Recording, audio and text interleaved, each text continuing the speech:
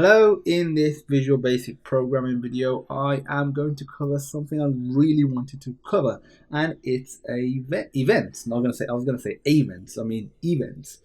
We've already technically done events, and I'll demonstrate. If I go to Toolbox, the one that we've mainly done is button. If I double click it, we get the code for it being clicked. But there are actual other different, events for the different components.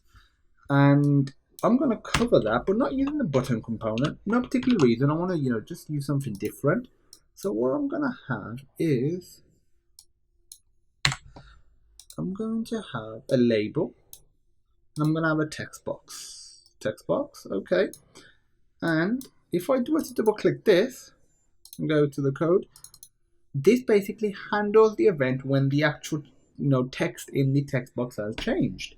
So what I'm going to do is do dim str as string, and I'll assign that the value of the text box one.text,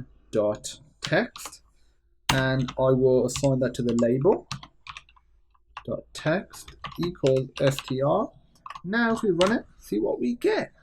So if I go on here, I'll type in hello. As you can see, it is live updating. That is really cool. That's pretty cool, to be fair. But there are other events that you can handle, and this is just like what it's been called. The main part is this right here. So this is the general format of it. So it's a sub, so it doesn't return any value. You have a name for it, just like the initial object that's called in the request. Event arguments, again, we don't really need to deal with that, but it says handles a particular component's event. And if we just get rid of that and let's put dot, you can see all the different events. So there's a lot of them. What I'm going to do is just do click.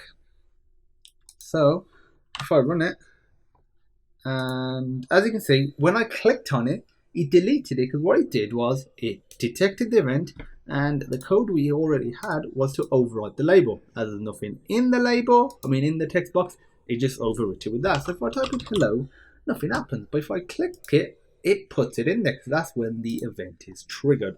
Like I said, there's so many different components, different events for all the different components. I'm going to provide a link so you can see all the different events. Otherwise, it would take me an entire lifetime pretty much just to go through them. As usual, if you have any questions, feel free to reach out, and I look forward to seeing you in the next video.